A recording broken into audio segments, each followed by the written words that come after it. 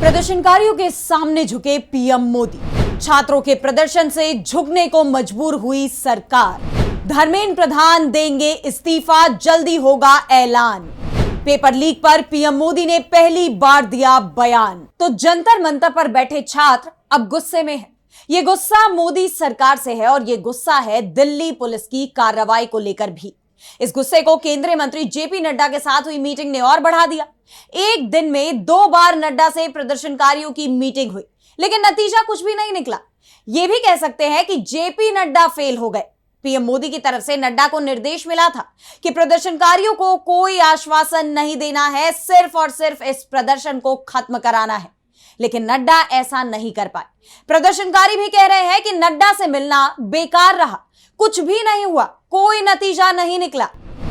वैसे एक सवाल जो दिन भर गूंजता रहा वो ये था कि आखिर सरकार ने नड्डा को प्रदर्शनकारियों से बातचीत की जिम्मेदारी क्यों दी, अमित शाह को इससे दूर क्यों रखा। नड्डा पर छात्रों को भी भरोसा नहीं था और यही कारण है कि अब प्रदर्शनकारियों ने साफ कह दिया है कि हम बातचीत को तैयार हैं, लेकिन अब बातचीत हमारी शर्तों पर होगी। बातचीत वहां होगी जहां हम चाहते हैं। हम सरकार से बातचीत के लिए तैयार हैं, लेकिन इस बार हम बातचीत के लिए किसी मंत्री के घर नहीं जाएंगे, बल्कि सरकार अब जंतर मंतर पर आएगी। और बात अगर आंदोलन की है तो यह तब तक चलेगा जब तक धर्मेंद्र प्रधान का इस्तीफा नहीं हो जाता, जब तक पेपर लीक मामले में सरकार सख्त कार्रवाई को मजबूर नहीं हो जाती है, जब तक सरकार लीक प्रूफ परीक्षा कराने का कोई ठोस बंदोबस्त नहीं कर लेती। छात्रों के बढ़ते इसी गुस्से को लेकर आज हम अपनी स्पेशल रिपोर्ट में करेंगे बात। नमस्कार, मैं आराधना। तो शुरू करते हैं हमारी खास रिपोर्ट और बात करते हैं कि कैसे नड्डा के साथ बैठक के बाद युवाओं का आक्रोश और भड़क गया है।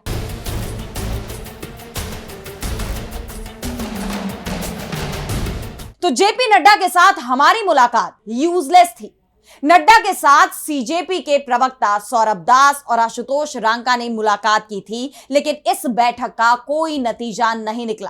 पूरी तरह से यह मुलाकात यूजलेस साबित हुई है और वो इसलिए क्योंकि मोदी सरकार चाहती ही नहीं थी कि मुलाकात हो। और यही कारण है कि 1 महीने से जंतर मंतर पर आंदोलन चल रहा था, लेकिन पीएम मोदी चुप्पी साधे बैठे थे। उनके सरकार के मंत्री भी आंदोलनकारियों से मिलने को तैयार नहीं थे। बातचीत के कोई संकेत तक नहीं दिए जा रहे थे।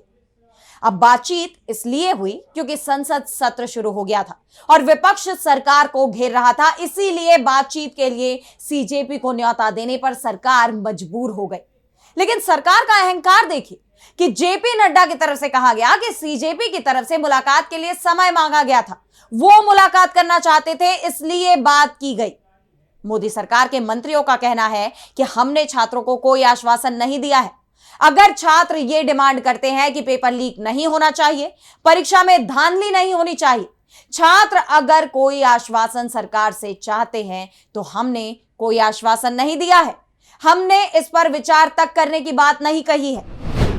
धर्मेंद्र प्रधान के इस्तीफे की बात पर भी विचार नहीं किया जा रहा है। हमने सिर्फ और सिर्फ उनकी बात सुनी है और वो भी इसलिए क्योंकि वो सरकार से मिलना चाहते थे।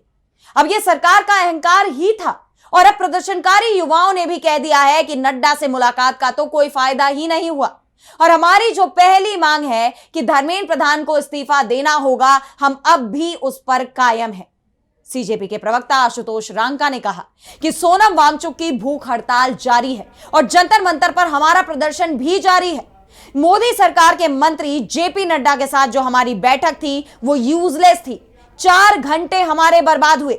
अब सरकार को यहां आकर बात करनी पड़ेगी। धर्मेंद्र प्रधान का इस्तीफा जब तक नहीं होता, हमारा प्रदर्शन तब तक जारी रहेगा। इससे पहले सोनम वांगचुक ने भी सफदरजंग अस्पताल से एक खत लिखकर यह साफ कर दिया था कि वो अपना अनशन नहीं तोड़ेंगे।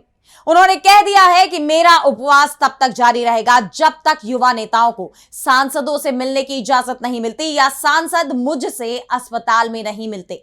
वैसे अब सोनम वांगचुक को मेदांता में भर्ती कराया गया है और इसके लिए भी उन्हें हाईकोर्ट जाना पड़ा था। दिल्ली हाईकोर्ट में सोनम वांगचुक की पत्नी गीतांजलि अंगमो ने इसे लेकर याचिका दायर की थी और शुरुआत में तो मोदी सरकार की तरफ से इस याचिका का विरोध किया गया। दलील दी गई कि देश के राष्ट्रपति और प्रधानमंत्री का इलाज भी सरकारी अस्पताल में होता है, इसलिए वांगचुक का अच्छा इलाज यहां हो सकता है। लेकिन युवाओं के संसद मार्च के बाद हालात पूरी तरह से बदल गए हैं और 24 घंटे बाद ही सरकार अपनी ही दलीलों से यू टर्न लेती नजर आई। 21 जुलाई को जब दिल्ली हाईकोर्ट में दोबारा सुनवाई होती है तो मोदी सरकार की तरफ से साफ कह दिया जाता है कि सोनम जहां चाहे वहां अपना इलाज करा सकते हैं। वैसे देखा जाए तो 24 घंटे में छात्रों को 2 बड़ी जीत मिली है। भले ही ये सांकेतिक हो, लेकिन मोदी सरकार की तरफ से संकेत मिलने लगे हैं कि वो अब बुरी तरह से फंस चुकी है। अगर ये आंदोलन 3-4 दिन और चला तो सरकार पूरी तरह से घुटने टेक देगी। पिछले 24 घंटे में सरकार के अंदर की हलचल को देखे तो यह साफ नजर आ रहा है कि पीएम मोदी चिंता में दिख रहे हैं। पहले जेपी नड्डा प्रदर्शनकारियों से मिलने के लिए उन्हें बुलाते हैं, 4 घंटे में 2 बार मुलाकात करते हैं और इसके बाद धर्मेंद्र प्रधान को अमित शाह बुलाते हैं। दोनों के बीच लंबी बैठक चलती है। खबर तो यह भी आ रही है कि अगर आंदोलन और तेज होता है तो प्रधान से कह दिया जाएगा कि वो खुद पीएम मोदी को अपना इस्तीफा दे देंगे, जिससे पीएम मोदी की छवि बनी रहेगी। अगर पीएम ने इस्तीफा मांगा तो इससे पीएम की छवि कमजोर पड़ सकती है, प्रधान को हटाया जा सकता है। इसके संकेत पीएम मोदी की तरफ से भी दिए गए हैं। पहली बार उन्होंने पेपर लीक पर बात की है और कहा है कि दोषियों पर सख्त कार्रवाई होगी। ऐसे में अब सवाल ये उठ रहे हैं कि क्या छात्र, देश के युवा जो मांग कर रहे हैं कि जो जवाबदेह लोग हैं उन पर कार्रवाई हो, और सबसे बड़ी बात तो ये कि पीएम मोदी पेपर लीक पर अपनी जुबान खोले और छात्रों के दबाव में अब पीएम मोदी को अपनी जुबान खोलनी पड़ी है। उन्हें अपनी चुप्पी तोड़नी पड़ी है और यह बोलना पड़ा है कि जो भी पेपर लीक के दोषी हैं उनके खिलाफ सख्त कार्रवाई होगी। और उसकी कुछ ही देर बाद यह खबर आती है कि सोनम वांगचुक को मेदांता अस्पताल ले जाने का आदेश दिल्ली हाईकोर्ट की तरफ से आया है और सरकार ने इसका विरोध भी नहीं किया है। यानी अब मोदी सरकार की तरफ से झुकने के संकेत साफ साफ मिल रहे हैं और आंदोलन कुछ और दिन चला तो प्रधान का इस्तीफा भी हो जाएगा, यह भी तय माना जा रहा है। तो अब यह तय हो चुका है कि सरकार झुकने वाली है और यह भी तय हो गया है कि छात्र इस आंदोलन को अब और तेज करने वाले हैं। जंतर मंतर पर एक बार फिर छात्रों की जबरदस्त भीड़ देखी जा रही है। जंतर मंतर पर पैर रखने की जगह नहीं बची है और यह हुजूम ही सरकार की नींद उड़ा रहा है, क्योंकि लगातार यह भीड़ बढ़ती जा रही है। सरकार के खिलाफ गुस्सा भी बढ़ता जा रहा है। ऐसे में सरकार पर बढ़ते दबाव से अब यह भी संकेत साफ मिलने लगे हैं कि प्रधान को इस्तीफा तैयार रखने को कह दिया गया है। छात्रों के साथ एक बार फिर सरकार बातचीत के लिए तैयार दिखाई दे रही है, क्योंकि अब उसे भी इस बात का डर लग रहा है कि अगर ये आंदोलन नहीं रुका तो नरेंद्र मोदी की सरकार का हश्र भी वैसा ही होगा जैसा 2014 में यूपीए की सरकार का हुआ था। बीजेपी को अपने हाथ से सत्ता फिसलने का डर सता रहा है।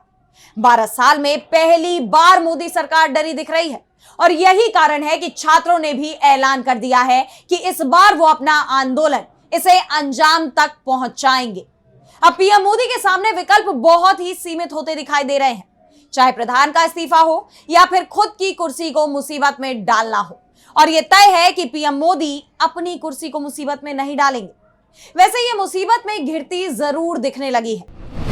ऐसे में कैसे पीएम मोदी इन चुनौतियों से निपटते हैं ये देखना होगा। लेकिन फिलहाल आज की हमारी स्पेशल रिपोर्ट में बस इतना ही। कैसी लगी आपको रिपोर्ट हमें कमेंट सेक्शन बताइए। अगर आपको रिपोर्ट पसंद आई तो वीडियो को लाइक करना ना भूलें और चैनल को सब्सक्राइब कर ले। इसी के साथ मुझे दीजिए इजाजत और देश दुनिया की तमाम बड़ी खबरों के लिए आप देखते रहिए टीवी लाइव। नमस्कार।